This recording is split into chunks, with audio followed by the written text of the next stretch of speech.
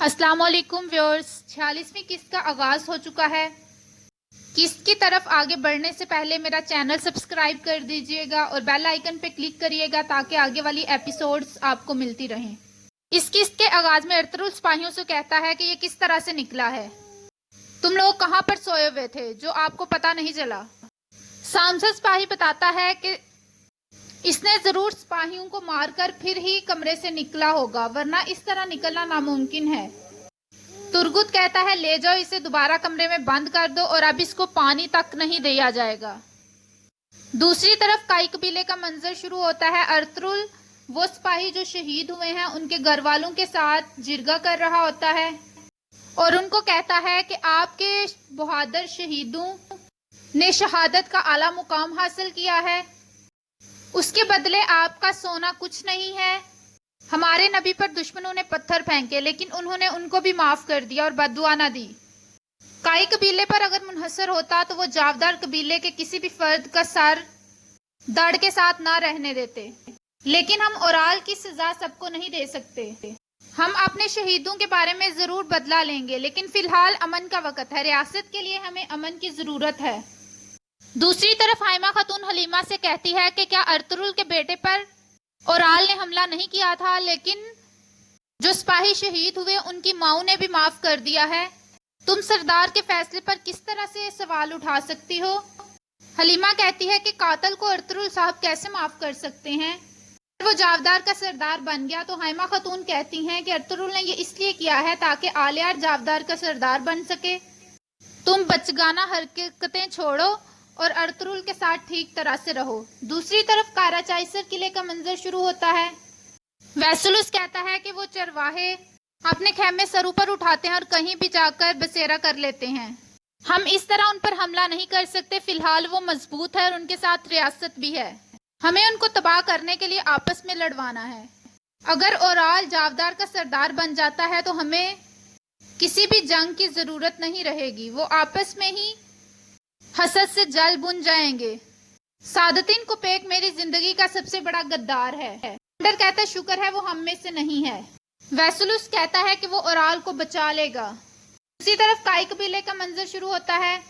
Ertugrul صاحب کہتے ہیں اگر سعادتین کوپیک نے آلیار کی بجائے اورال کو سردار بنا دیا تو ارطغرل کہتا ہے اگر اورال سردار بن گیا تو ہمیں سب سے پہلا کام قتلوجہ اور آلیار کو بچانا ہے وہاں سے۔ دندار کہتا ہے کیا ہم قبیلے میں کے جرگے میں مداخلت کریں گے؟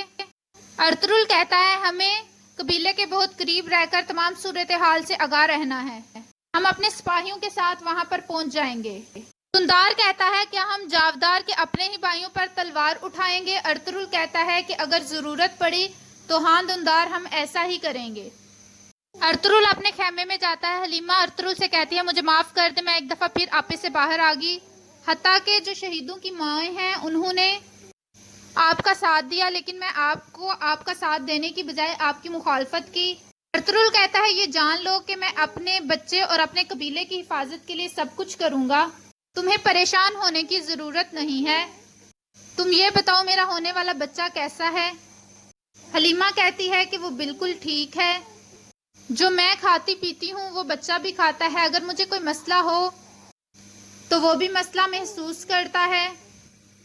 ارطغرل کہتا ہے میرے لیے ساری دنیا سے بڑھ کر تمہاری خوشی اور تمہارا خوش رہنا اہم ہے۔ اتنے میں گندوز وہاں پر آ جاتا ہے اور وہ کہتا ہے بابا آپ اتنے عرصے سے گھر نہیں آئے۔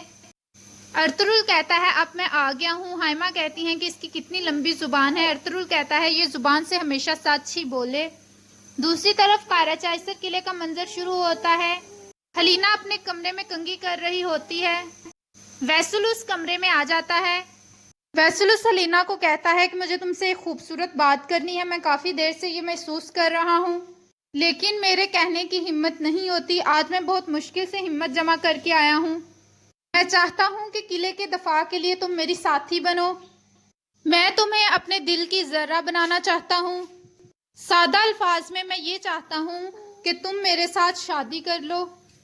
وہ حلیمہ کو ہاتھ لگانے لگتا ہے، حلیمہ پیچھے ہٹ جاتی ہے اور پھر وہ حلیمہ کو ایک ہار پہناتا ہے، کہتا ہے مجھے سوچ کر جواب دینا اور چلا جاتا ہے۔ حلیمہ پیچھے غصے سے وہ ہار اتار کر پھینک دیتی ہے۔ دوسری طرف ارطغرل اور حلیمہ اپنے خیمے میں سو رہے ہوتے ہیں۔ ارطغرل کو خواب آتا ہے۔ ارطغرل اپنے سپاہیوں کے قاتل کو چھوڑنے کی وجہ سے پریشان ہوتا ہے۔ ابن العربی اسے کہتے ہیں کہ تمہارے ایک کندھے پر سپاہیوں کے قاتل کا بوجھ ہے، دوسرے پر امن کا۔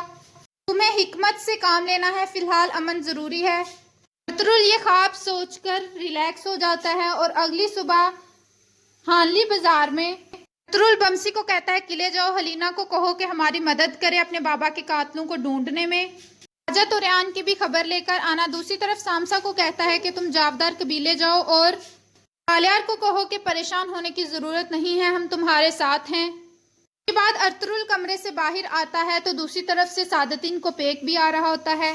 سعادتین کوپیک کہتا ہے تم نے میرے فیصلے پر غور کیا ہے؟ ارطغرل کہتا ہے میں نے اپنے لوگوں سے مشاورت کی ہے اور وہ دید کی بجائے امن پر راضی ہیں۔ سعادتین کوپیک کہتا ہے یہی کائی والوں کی شان ہے۔ ارطغرل کہتا ہے کہ اگر اورال سردار بن گیا تو امن قائم کرنا مشکل ہے، اس لیے آلیار کو سردار بننے کے لیے آپ کی حمایت کی ضرورت ہے۔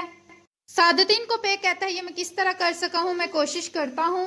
اتنے میں قاضی صاحب آ جاتے ہیں، وہ ارطغرل کو کہتے ہیں کہ آپ نے فیصلہ کر لیا؟ ارطغرل کہتا ہے کہ میرے لوگوں نے فیصلہ کرنا تھا اور وہ فیصلہ کر چکے ہیں، وہ دید پر راضی ہیں۔ قاضی صاحب کہتے ہیں بے شک اللہ تعالیٰ معاف کرنے والوں اور رحم کرنے والوں کو پسند کرتا ہے۔ ارطغرل اورال کے پاس جاتا ہے اور اسے کہتا ہے کہ مجھے ریاست کی وجہ سے تمہیں چھوڑنا پڑ رہا ہے، لیکن یاد رکھنا میری نظر تم پر ہوگی، آئندہ تم نے کچھ بھی کیا تو تم میری تلوار سے بچ نہیں پاؤ گے۔ اورال کہتا ہے کہ تمہاری وجہ سے میں نے اپنے بابا اور اپنے بچے کو کھو دیا ہے اور میں اس کا بدلہ لے کر رہوں گا۔ ارطغرل کہتا ہے کہ وہ تم نے اپنے لالچ اور اپنی ہوس کی وجہ سے کھویا ہے، اور پھر ترگت کو کہتا ہے کہ اسے چھوڑ آؤ۔ ارطغرل کہتا ہے کہ میں تمہیں اپنے سرائے میں دوبارہ کبھی نہیں دیکھنا چاہتا، یہاں سے دفع ہو جاؤ، اور پھر وہ وہاں سے چلا جاتا ہے۔ دوسری طرف کاراچائسر میں خواجہ طریان اور دنگرل آپس میں بات کر رہے ہوتے ہیں اور ایک دوسرے کے نام سے پکارتے ہیں۔ خواجہ طریان کہتا ہے کہ مجھے ایلوین کہو۔ دنگرل کہتا ہے کہ آپ نے بھی مجھے میرا اصل نام سے پکار لیا، اور پھر وہ ہنسنا شروع ہو جاتے ہیں۔ اتنے میں وہاں پر حلیمہ آ جاتی ہے، کہتی ہے کہ آپ بہت خوش دکھائی دے رہے ہیں۔ خواجہ طریان کہتا ہے کہ میں سونے اور دکان کی وجہ سے پرجوش ہوں۔ حلیمہ کہتی ہے جب میں چھوٹی تھی تو میرے بابا نے یہ دکان ایک تاجر کو دی تھی، وہ بالکل آپ جیسے تھے، میں بھی یہ دکان آپ کو دیتی ہوں۔ اتنے میں باہر سے چلانے کی آوازیں آتی ہیں۔ دوسری طرف سرائے میں ارطغرل اپنے سپاہیوں کو کہتا ہے کہ ہمیں ہوشیار رہنا ہے، اگر وہ اپنے وعدے سے مکر گئے تو پھر ہمیں امن کو اپنے دماغ میں نہیں لانا اور اپنی تلواروں کو تیز کر کے ان پر حملہ آور ہو جانا ہے۔ دوسری طرف کاراچائسر قلعے میں حلیمہ باہر نکلتی ہے تو فیصل سے ایک تاجر کو مار رہا ہوتا ہے اور اسے کہتا ہے کہ تم لوگ واجبات کی ادائیگی وقت پر نہیں کرتے، گورنر کی موت کی وجہ سے تم سب سست ہو گئے ہو۔ آدمی کہتا ہے کہ میں کس طرح واجبات ادا کروں جبکہ میرا کاروبار اچھا نہیں چل رہا، میں واجبات ادا کروں گا جب میرا کاروبار چل جائے گا۔ دوسری طرف جاودار قبیلے میں آلیار اور قتلوجہ بات کر رہے ہوتے ہیں۔ سامسا وہاں پر آتا ہے اور وہ بتاتا ہے کہ ارطغرل صاحب نے اورال کو معاف کر دیا ہے اس صورت میں کہ آپ جاودار کے سردار بن سکیں، اور وہ چاہتے ہیں کہ ہمیں جرگے کی تمام صورتحال سے آگاہ کیا جائے تاکہ کوئی مسئلہ ہو تو وہ آپ کا ساتھ دے سکیں۔ آلیار کہتا ہے اس کا مطلب ہے میرا سردار بننا بہت ضروری ہو گیا ہے ورنہ بہت خون بہے گا۔ قتلوجہ کہتا ہے کہ مجھے ان کو تمام صورتحال سے آگاہ رکھنا ہوگا۔ دوسری طرف اس تاجر کو ابھی بھی مار رہے ہوتے ہیں۔ حلیمہ آگے بڑھتی ہے اور وہ ویسلوس کو کہتی ہے کہ رک جاؤ، بند کرو یہ۔ ویسلوس کہتا ہے تمہیں پتہ ہے اس طرح وہ کبھی بھی واجبات ادا نہیں کریں گے جبکہ جنگ سر پر ہے۔ حلیمہ کہتی ہے کہ جب جنگ ہوگی تو یہی لوگ تمہاری مدد کریں گے، اگر تم ان کے ساتھ ایسا کرو گے تو کون تمہاری مدد کو آئے گا۔ خواجہ طریان اس آدمی کو پکڑتا ہے، اس کے زخم صاف کرتا ہے اور اسے کہتا ہے میں نے یہاں نئی دکان کھولی ہے، میں تاجر ایلوین ہوں۔ سب اسے کہتے ہیں تمہیں خوش آمدید۔ اتنے میں بمسی وہاں پر آ جاتا ہے، وہ حلیمہ کو کہتا ہے ویسلوس پر نظر رکھو، ارطغرل کو ان پر شک ہے، تم جانتی ہو تمہارے بابا ہمارے ساتھ امن چاہتے تھے۔ حلیمہ بتاتی ہے کہ وہ مجھ سے شادی کرنا چاہتا ہے اور اب تم یہاں سے جاؤ۔ بمسی غصے سے خواجہ طریان کے پاس آ کر بتاتا ہے، دنگرل اسے کہتا ہے، خواجہ طریان کہتا ہے تم فکر نہ کرو، وہ ایک ذہین لڑکی ہے، وہ اس سے شادی نہیں کرے گی، تمہیں پریشان ہونے کی ضرورت نہیں، حلیمہ سونا ہے جبکہ ویسلوس پیتل ہے، وہ تمہارے جیسے سونے کے دل والے کے ساتھ ہی جچتی ہے۔ اب تم جاؤ اور ارطغرل صاحب کو بتا دو کہ ہم نے دکان حاصل کر لی ہے اور ہم آج سے اپنا کام شروع کر دیں گے۔ بنسی غصے سے کہتا ہے میرا دل کر رہا ہے میں ابھی جا کر اس فیصل کو قتل کر دوں۔ وہ کس طرح سے ایسا سوچتا ہے؟ دنگرل کہتا ہے تم ہمارے لیے اور ارطغرل کے لیے مشکلات اکٹھی کر رہے ہو۔ اور یہاں پر اس قسط کا اختتام ہوتا ہے۔ ویڈیو پسند آئے تو لائک کریے گا، کمنٹ کر کے بتائیے گا کیسی لگی ایپیسوڈ، اور میرا چینل سبسکرائب کر دیجیے گا۔ تھینک یو، دعاؤں میں یاد رکھیے گا۔ اللہ حافظ۔